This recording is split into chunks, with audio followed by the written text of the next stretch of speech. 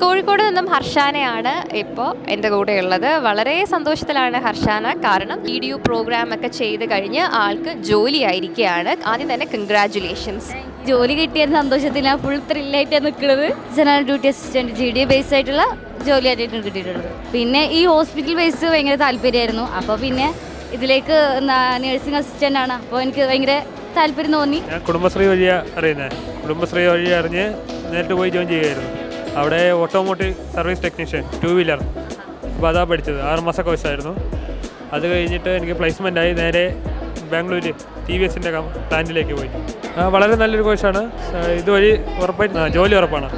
IT ശേഷം PSC try ചെയ്തുകൊണ്ടിരുന്നപ്പോഴാണ് DGGKയുടെ Kudumbashree ഇതാണ് ഓൺലൈനിൽ കണ്ടതാണ്. അപ്പോൾ ജസ്റ്റ് ഒന്ന് നോക്കാൻ വേണ്ടി പോയതാണ്. അപ്പോൾ അവിടെ പോയപ്പം ഇത് ഫ്രീ കോഴ്സാണെന്ന് അറിയാൻ വേണ്ടി. പിന്നെ അത് ട്രാൻസ്പോർട്ട് കോർഡിനേറ്റർ ലോജിസ്റ്റിക്സിന് ഇത്ര സാധ്യതയുണ്ടെന്നും അത് ഇന്ത്യയിൽ ഇത്ര വലിയ വളർച്ചയുണ്ടെന്ന് പോലെ എനിക്കറിയത്തില്ലായിരുന്നു. പിന്നെ അതിൻ്റെ സാധ്യത നോക്കിയ സമയത്ത് എനിക്ക് കുറേ എന്ന് വെച്ചാൽ +2 കഴിഞ്ഞ ഒരു വിദ്യാർത്ഥിക്ക് ചൂസ് ചെയ്യാൻ പറ്റുന്ന ഒരു കോഴ്സായിട്ടാണ് ലോജിസ്റ്റിക്സ് ഉള്ളത്. എനിക്ക് തോന്നുന്നു വെച്ചാൽ ചെറിയ വിദ്യാഭ്യാസം കൊണ്ട് സന്തോഷമുള്ള ജോലിയുണ്ട്.